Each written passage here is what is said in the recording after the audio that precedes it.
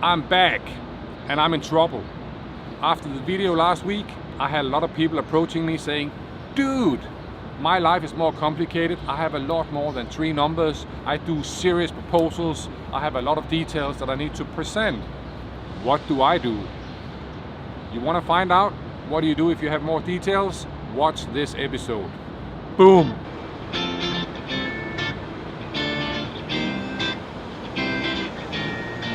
Behind me, you see the head office of HSBC. That's one big bank. They have a lot of people running around in there, and they have a lot of documents, they have a lot of details, they do financial proposals.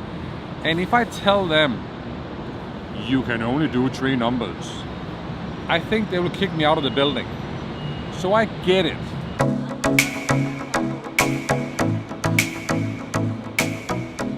So what do I suggest you do? I believe we can learn from doctors. So let me explain what I mean when I say we can learn from doctors. Let me share something personal with you. So my mom has glaucoma, and it's an eye disease where increased eye pressure can damage the optic nerve, and when the optic nerve is damaged, your eyesight is reduced, and eventually you can go blind. It's pretty nasty. Now, because I'm her son, I have a higher risk of getting the same thing. So my mom asked both my brother and myself to go to the eye doctor and get tested, because if you discover it early, there's more you can do to help. So I went to the doctor.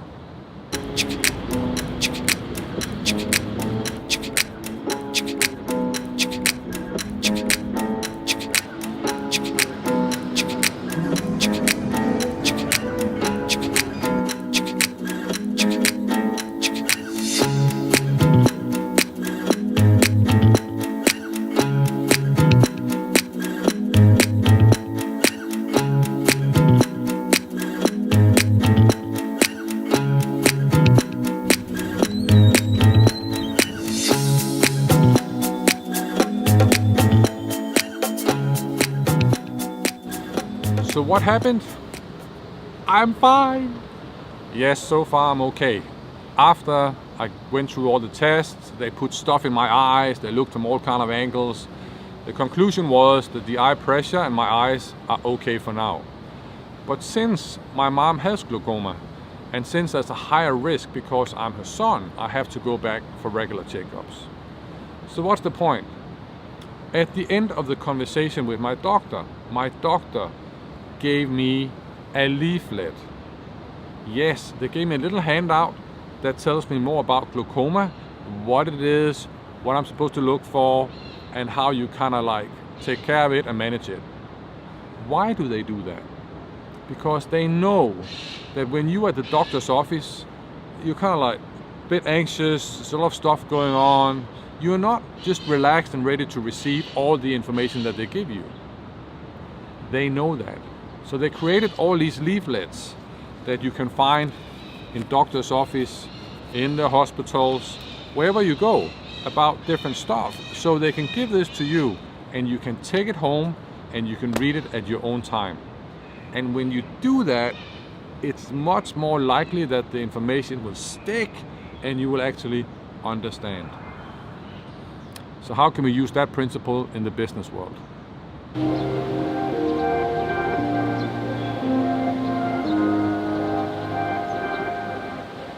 Every week, yes, every week, I see people standing up in front of a screen with a PowerPoint presentation behind them, and it literally looks like they've copied everything they had in Excel, everything they have in Word, and put it on these slides. It's crap, and you know it. And the people in the room, they go, and yes, they know it's crap too. You can do better. Let me help you.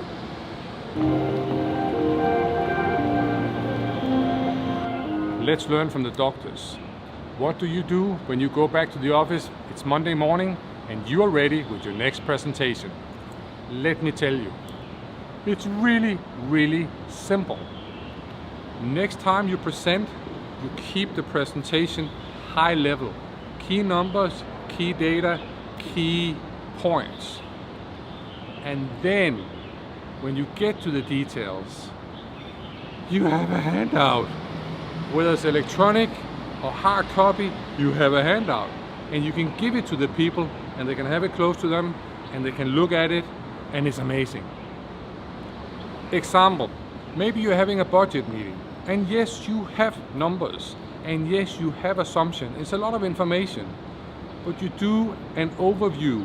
The presentation is just an overview, key numbers, key facts, and then when you get to the details, you have a handout. You give people a handout, whether it's soft or hard, and they have it in their hands. And they can look at the numbers, they can read the numbers, they can study them, and it's close to them. They can do it at their own speed, they can write on it. It's amazing. I know, it's not rocket science, but so many people don't do it. There's no excuse. If you want to be a bit more fancy and you want to pimp it up and be a bit more sexy, you can do a 2018 infographic. Infographics are great, they look amazing, and they also take a bit more time. So do it if you have the resources, but you do that, people will love you even more. Another example, you've been working on the latest, most exciting project and you're now presenting to 50 people from your company. Again, keep this presentation high level, punchy, key numbers, key facts.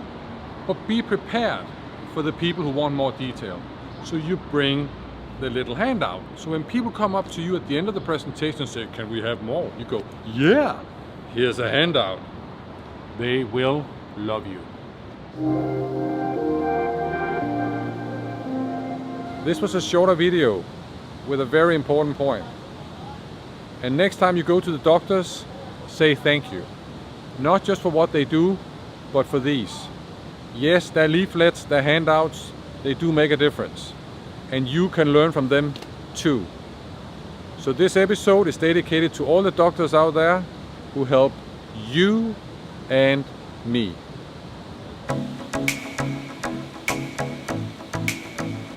We are done. Yes, the end of the video. Thank you for watching. Thank you for listening. I ask you to take it back, stick those details in a handout, electronic or paper, and make it easier for your audience and make it easier for yourself. I'm Tomas Bay, also known as Coach Bay. Yes, I will be back next week. Until then, like and subscribe. Check out the tools below. I ask you to say no to crappy PowerPoints, fight for what is right, do better slides, tell better stories. Stay tuned, I will be back. Peace.